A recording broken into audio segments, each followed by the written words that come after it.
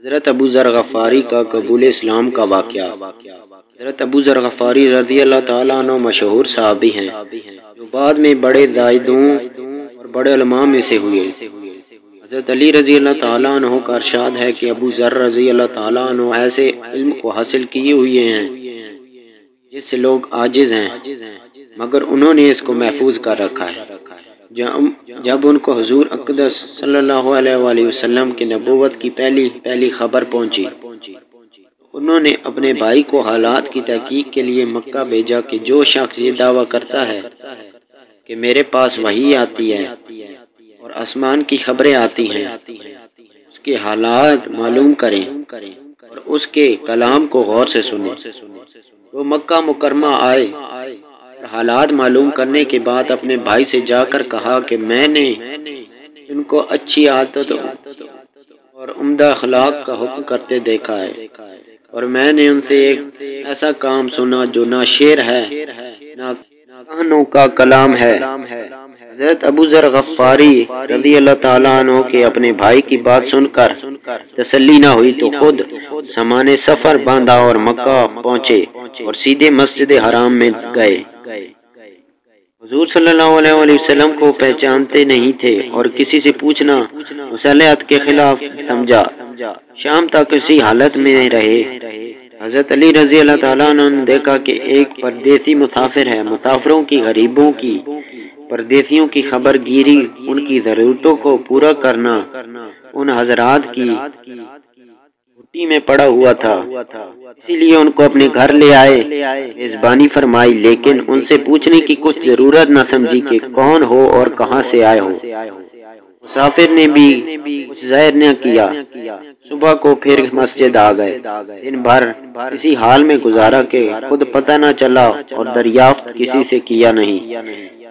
غالباً اس کی وجہ سے یہ ہوگی کہ حضور صلی اللہ علیہ وآلہ وسلم کے ساتھ دشمنی کے قصے بہت مشہور تھے۔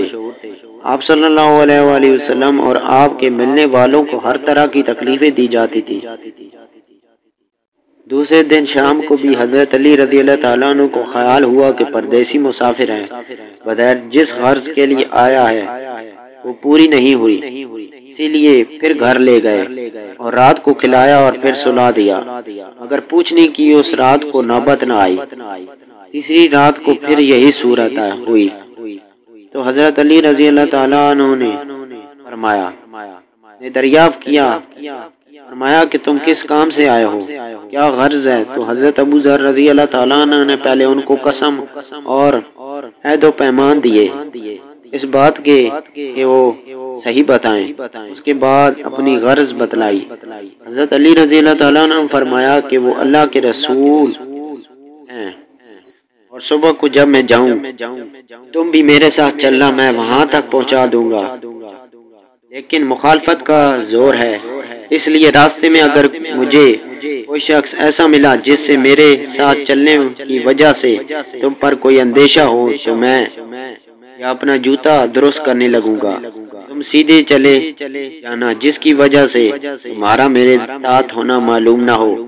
چنانچہ صبح کو حضرت علی رضی اللہ تعالیٰ عنہ کے پیچھے پیچھے حضور کی خدمت میں پہنچے، وہاں جا کر بات چیت ہوئی اور اسی وقت مسلمان ہو گئے۔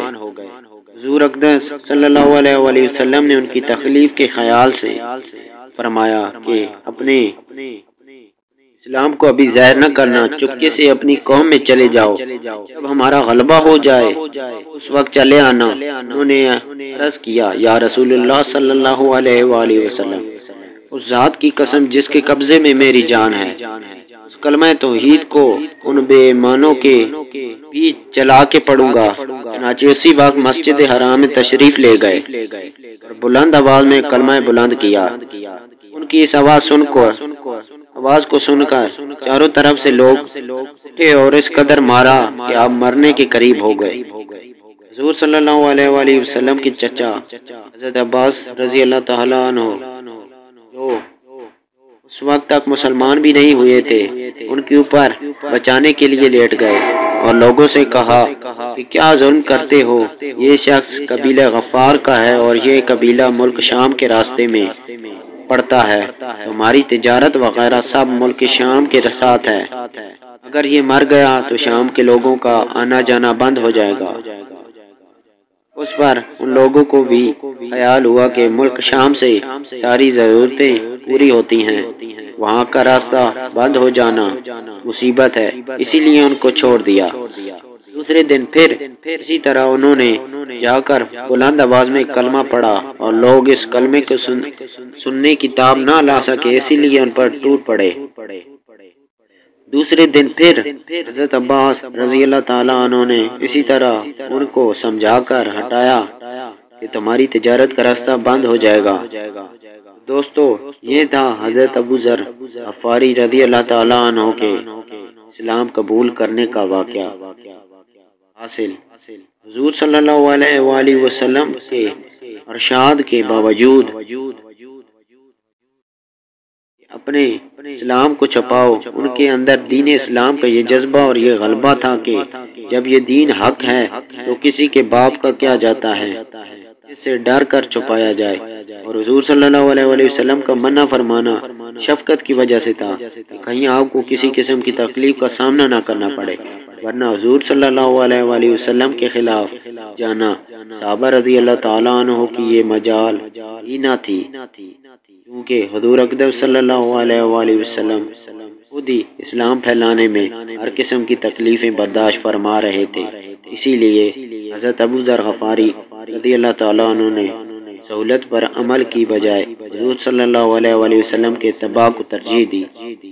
یہی ایک چیز تھی جس کی وجہ سے ہر قسم کی ترقی، چاہے وہ دینی ہو یا دنیاوی، سبھی صحابہ کرام رضی اللہ تعالیٰ عنہ کے قدم چوم رہی تھی، ہر میدان ان کے قبضے میں تھا۔ جو شخص بھی ایک مرتبہ کلمہ شہادت پڑھ کر اسلام کے جھنڈے کے نیچے آتا تھا، بڑی سے بڑی قوت بھی اس کو روک نہ سکتی تھی، ورنہ بڑے سے بڑا ظلم اس کو دین کی اشاعت سے ہٹا سکتا تھا۔